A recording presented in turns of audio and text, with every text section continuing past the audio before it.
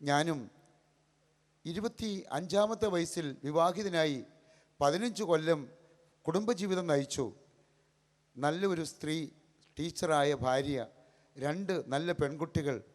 പക്ഷേ എനിക്ക് പാപത്തെ തോൽപ്പിക്കുവാൻ എൻ്റെ ഒരു കഴിവ് കൊണ്ടും സാധിച്ചിരുന്നില്ല. പരസ്യമായ മദ്യപാനാദി പാപങ്ങൾക്കൊന്നും പോവുകയില്ലായിരുന്നു ഞാൻ. അന്നും പിന്നീട് ഇന്നും ദൈവത്തിൻ്റെ കൃപയാൽ സ്ത്രീകളോടൊക്കെ മാന്യമായിട്ട് മാത്രമേ പെരുമാറിയിട്ടുള്ളൂ. അന്നും ഇന്നും ദൈവം അനുവദിക്കുന്ന കൊണ്ട് സാമ്പത്തിക കാര്യങ്ങളിലൊക്കെ വിനയത്തോടു കൂടിയാണ് പെരുമാറിയിട്ടുള്ളത്. പക്ഷേ 40 വയസ്സുവരെ എന്നും എന്ന പോലെ ഓരോരോ പാപങ്ങൾ എൻ്റെ ജീവിതത്തിൽ സംഭവിച്ചുകൊണ്ടിരുന്നു. ഞങ്ങളുടെ ക്രൈസ്തവ കത്തോലിക്ക മതത്തിൻ്റെ ശൈലിയിൽ മാസത്തിലൊന്നോ അല്ലെങ്കിൽ 2 ആഴ്ചയിലൊന്നോ ആഴ്ചയിലൊന്നോ ഒക്കെ കുമ്പസാരിക്കും, കൂടെ കുർബാനയിൽ സംബന്ധിക്കും, പുരോഹിതന്മാരുടെ പ്രാർത്ഥനയൊക്കെ ഏറ്റുവാങ്ങും. സ്വർഗീയ മധ്യസ്ഥ എന്ന് വിളിച്ചുകൊണ്ട് മറിയത്തെയും ഗീവർഗീസിനെയും അങ്ങനെ പലരുടെയും പിന്നാലെ പരക്കം പാഞ്ഞു. പക്ഷേ സ്വയം രക്ഷിക്കപ്പെടുക എന്നത് അസാധ്യമായി തീർന്നു.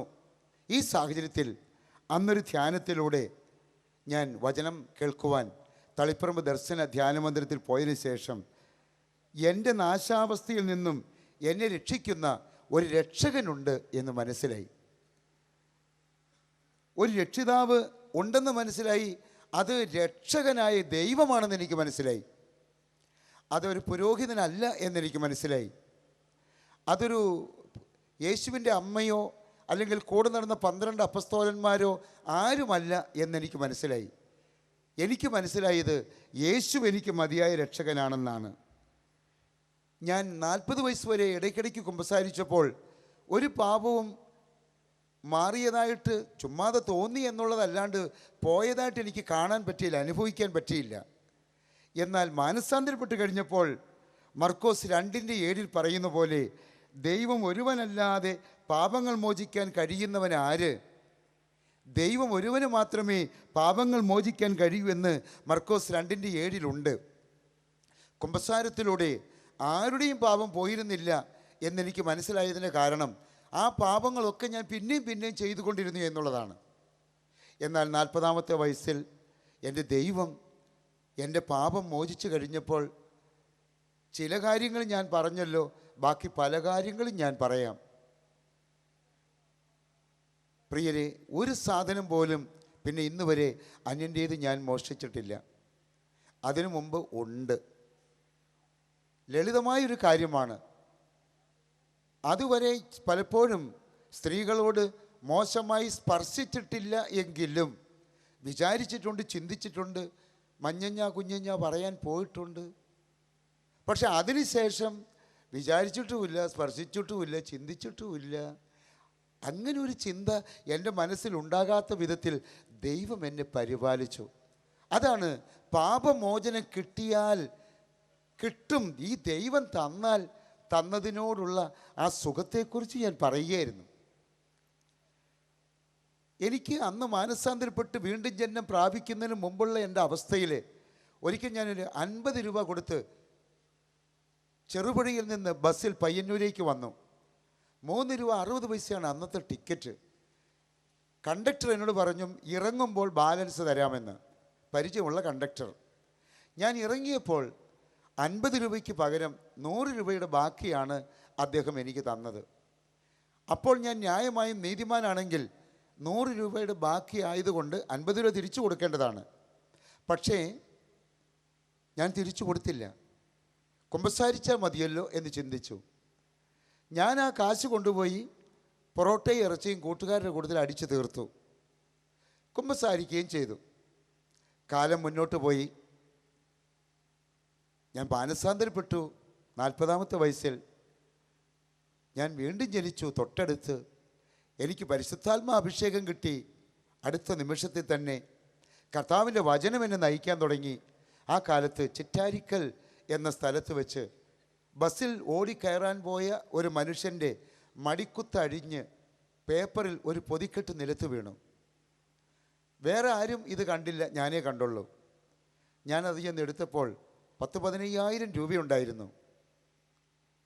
അടുത്തുള്ള പഞ്ചായത്ത് ഓഫീസിലും സമീപത്തുള്ള പൊതുസ്ഥലങ്ങളിലും ഒരു പൊതിക്കെട്ട് വഴിയിൽ കിടന്നു കിട്ടിയെന്നും തെളിവ് സഹിതം ആവശ്യപ്പെടുന്നവർക്ക് തിരിച്ചു കൊടുക്കുമെന്നും പറഞ്ഞു. ചില സ്കൂളുകളിലും അറിയിച്ചു. 15 ദിവസത്തിനുള്ളിൽ യഥാർത്ഥത്തിലുള്ള ആൾ വന്നു. ഞാൻ ബാങ്കിലും തിരക്കി ഇത്രയും രൂപയാണോ എന്ന്. തെളിവെല്ലാം കിട്ടിയപ്പോൾ ഞാൻ അദ്ദേഹത്തിന് തിരിച്ചു കൊടുത്തു. ആദ്യം കിട്ടിയ 50 രൂപ തിരിച്ചു കൊടുക്കാത്ത ഞാൻ പിന്നീട് കിട്ടിയ 15,000-ഓളം രൂപ യാതൊരു ബുദ്ധിമുട്ടുമില്ലാതെ തിരിച്ചു കൊടുത്തത് ആ സമയത്ത് അതിൻ്റെ ഉള്ളിൽ എൻ്റെ ഉള്ളിലുണ്ടായ വ്യത്യാസം കൊണ്ടാണ്.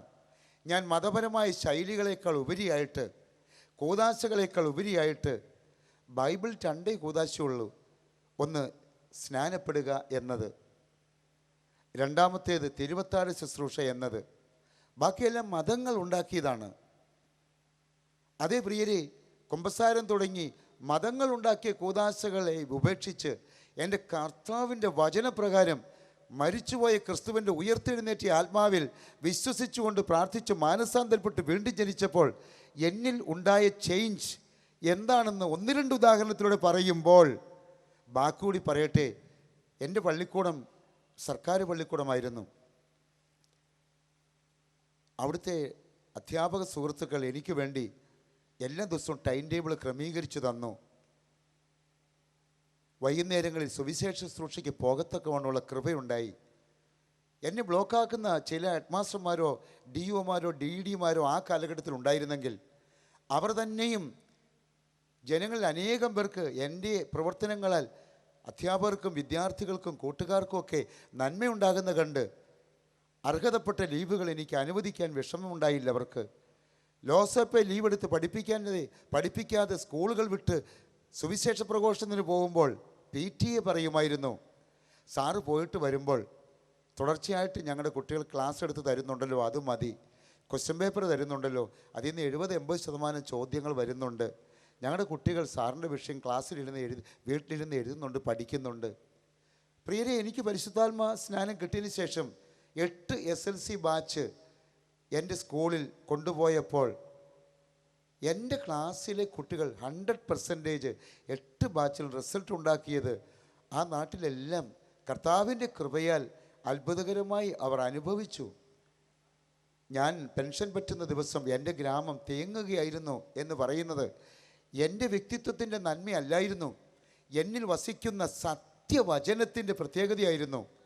ഇന്ന് ഞാൻ എപ്പോഴെങ്കിലും എൻ്റെ നാട്ടിൽ ചെല്ലുമ്പോൾ അത്തരം സഭകളോട് എനിക്ക് വിരോധമില്ലെങ്കിലും എന്നെ അവരൊക്കെ കൂടെ പ്രസംഗം പറഞ്ഞ് പുറത്താക്കുമ്പോൾ എൻ്റെ കുട്ടികളുടെ കുട്ടികളുമുള്ള ജനസമൂഹം എന്തൊരു സന്തോഷമാണെന്നോ.